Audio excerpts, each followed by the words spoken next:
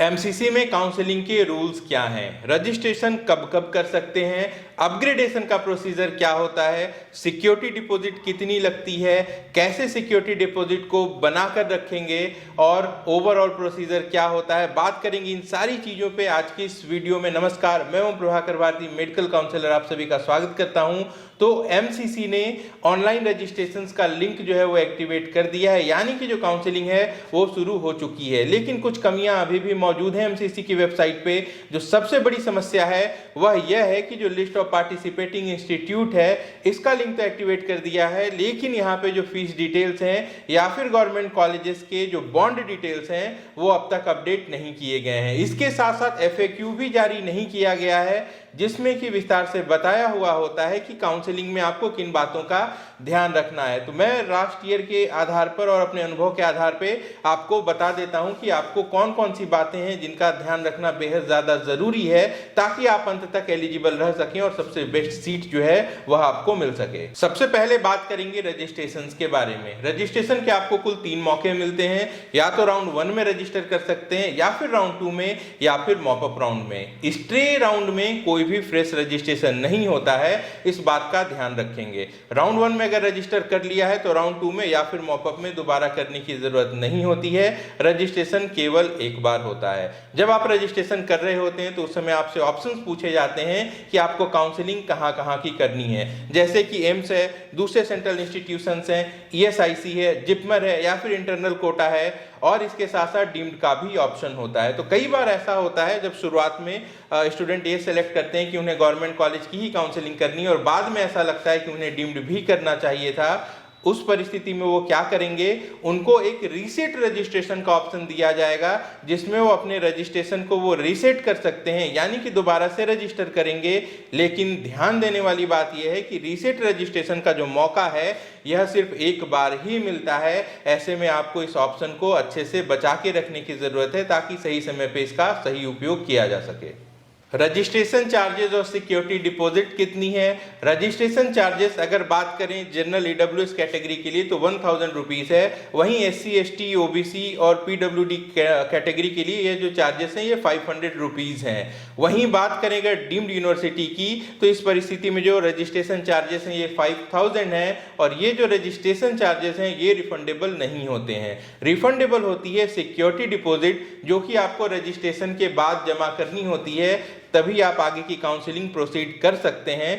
कितनी है security deposit, अगर सिर्फ सरकारी कॉलेजेस आप ऑप्ट कर रहे हैं, जनरल कैंडिडेट हैं या फिर ईडब्ल्यूएस के कैंडिडेट हैं, तो जो सिक्योरिटी डिपॉजिट है वो 10,000 रुपीज़ है। लेकिन अगर एससी एसटी ओबीसी या फिर पीडब्ल्यूडी कैटेगरी से बिलोंग करते हैं तो आपको 5000 रुपीज़ की सिक्योरिटी डिपॉजिट देनी है। ऐसे सभी कैंडिडेट जिनको डीम्ड यूनिवर्सिटी से बीडीएस या फिर एमबीबीएस करना है, इनको 2 लाख रुपए की सिक्योरिटी डिपॉजिट देनी है। यानी कि अगर सिर्फ सरकारी सीट के लिए आवेदन कर रहे हैं तो टोटल 11,000 आपको पे करना है। अगर रिजर्वेशन कैटेगरी से आते हैं तो 5500 रुपए देने हैं। लेकिन अगर डीम्ड के लिए अप्लाई कर रहे हैं तो उस परिस्थिति में आपको 2,05,000 रुपए देने हैं।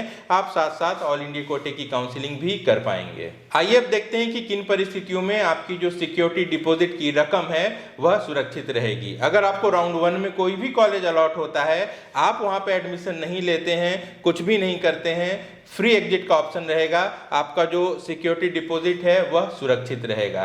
अगर आपको राउंड 2 में सीट अलॉट होती है या फिर मॉपअप राउंड में सीट अलॉट होती है और आप एडमिशन ले लेते हैं, उस परिस्थिति में भी आपका जो सिक्योरिटी डिपॉजिट है वह सुरक्षित रहेगा।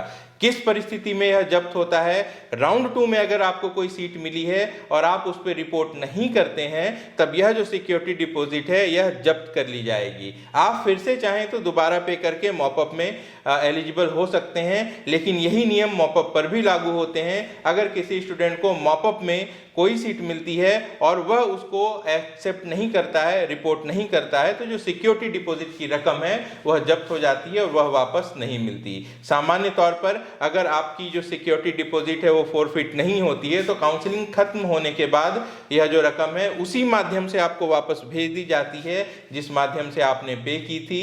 पे करने के लिए सलाह दी जाती है कि क्रेडिट कार्ड, डेबिट कार्ड या फिर इंटरनेट बैंकिंग का आप उपयोग करें, और समय रहते आप अपने बैंक को कांटेक्ट करके लिमिट बढ़वा सकते हैं, क्योंकि 2,05,000 रुपए वन टाइम डीम के लिए आपको पेमेंट करना होता है। आइए अब देख लेते हैं कि अपग्रेडेशन क्या है और इसके कितने मौके मिलते हैं।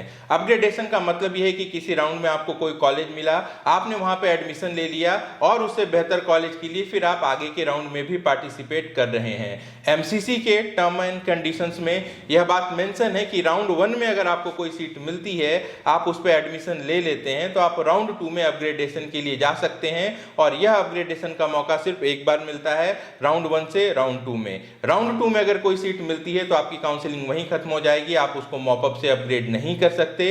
राउंड 2 में एडमिशन लेने से जुड़ा हुआ एक और नियम है कि राउंड 2 में अगर आप एडमिशन ले लेते हैं एमसीसी के थ्रू, तब आप स्टेट की काउंसलिंग भी पार्टिसिपेट नहीं कर सकते हैं। ऐसे में जब राउंड 2 की काउंसलिंग कर रहे होंगे तो आपको इस बात का विशेष ध्यान रखना है। मॉपअप राउंड से स्टे मॉपअप राउंड में भी अपग्रेडेशन नहीं होता है, यानी कि मॉपअप राउंड में जो भी आपकी सीट अलॉट होती है या तो आप उसे एक्सेप्ट करेंगे या फिर छोड़ देंगे। अगर छोड़ देते हैं तो आपको वहां पे सिक्योरिटी डिपॉजिट का लॉस होगा और आप स्टे मॉपअप राउंड के लिए एलिजिबल भी नहीं रहेंगे। लेकिन अगर मॉपअप राउंड में एडमिशन ले लेते हैं तो आपकी काउंसलिंग वहीं खत्म हो जाएगी, उसके बाद भी आप स्टे मॉपअप के लिए एलिजिबल नहीं रहेंगे। जैसा कि मैंने बताया कि राउंड 2 में अगर आप एडमिशन ले लेते हैं तो फिर आप अगर कॉलेज छोड़ते हैं तो कहीं के लिए भी एलिजिबल नहीं रहेंगे। एक और बात पर ध्यान दीजिएगा कि अगर राउंड 1 में आपको कोई कॉलेज अलॉट होता है, आप कॉलेज विजिट करते हैं, एडमिशन ले लेते हैं, वहाँ पे आपको इंटरेस्ट शो करना होता है अपग्रेडेशन के लिए, और राउंड 2 में जैसे ही कोई आपको नया कॉलेज अलॉट होता है, पुराना वाला स्वतः कैंसिल हो जाता है, वो किसी और को अलॉट हो जाता है। लेकिन अब जो नया कॉलेज आपको मिलता है तो वहाँ पे उस कंडीशन में आपका एडमिशन जो है वो कंफर्म माना जाएगा, क्योंकि आप एडमिशन जो है ऑलरेडी राउंड 1 में ले चुके हैं और अपग्रेड होके राउंड 2 में आए हैं। तो यहाँ पे वही नियम लागू होगा कि इसके बाद आपकी सारी काउंसलिंग खत्म हो जाएगी, आपको उसी सीट के साथ सेटिस्फैक्शन रखना पड़ेगा। लेकिन एक यहाँ पे राहत की बात यह है कि राउंड 1 में अगर आपको किसी कॉलेज में एडमिशन मिलता है, आप उस सीट को एक्सेप्ट करते हैं और फिर अपग्रेड में चले जाते हैं, लेकिन राउंड 2 में वह सीट अपग्रेड नहीं होती है, तब क्या करेंगे? 2 दिन का समय मिलेगा। उस 2 दिन के भीतर आपको उस पहले राउंड वाले कॉलेज को विजिट करना होगा, वहां पे जाके आपको रिजाइन करने का मौका दिया जाएगा और आप आसानी से वो सीट छोड़ सकते हैं। ऐसे में आप राउंड 2 में एलिजिबल रहेंगे, माफ करिएगा, राउंड 2 के बाद के राउंड के लिए एलिजिबल रहेंगे और साथ साथ स्टेट काउंसलिंग के लिए भी एलिजिबल रहेंगे। और क्या नया नियम है? नया नियम यह है कि एमसीसी में सरकारी कॉलेजेस जितने भी हैं, चाहे वो सेंट्रल यूनिवर्सिटीज़ हो, एम्स हो, जिपमर हो, यहाँ पे जो तीसरा और चौथा नया राउंड ऐड हुआ है यह ऑनलाइन होगा। स्टे राउंड जो होता है वो आमतौर पे ऑफलाइन हुआ करता था, लेकिन इस बार एमसीसी जो कंडक्ट कराएगा वो ऑनलाइन कराएगा।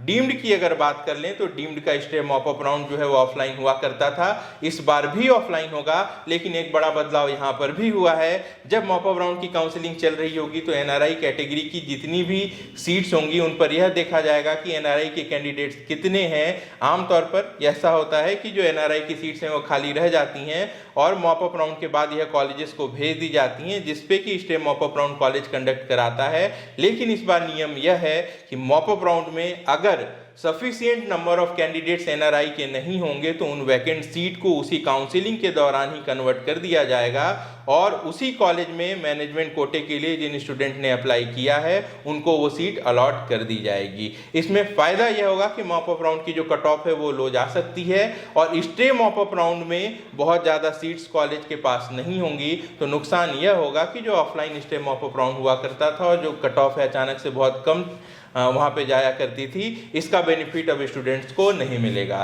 तो ये कुछ नियम थे जिनको ध्यान में रखकर आप आगे की काउंसलिंग प्लान कर सकते हैं। बाकी जब FAQ आ जाएगा और कुछ नए बदलाव अगर हुए होंगे तो उसके बारे में फिर से वीडियो में बता दूंगा और एक सेपरेट वीडियो बनाने वाला हूं जिसमें मैं ये बताऊंगा कि राउंड 2 का जो ये नियम है कि आप एडमिशन लेने के बाद छोड़ नहीं सकते हैं, उसको आप किस तरीके से स्टेट के साथ बैलेंस करेंगे। तो बने रहें हमारे साथ, वीडियो को लाइक कर दें और नए हैं तो सब्सक्राइब कर लें। मैं जल्द मिलता हूँ, आप अपना और अपनों का अच्छे से ख्याल रखिए। नमस्कार, जय हिंद।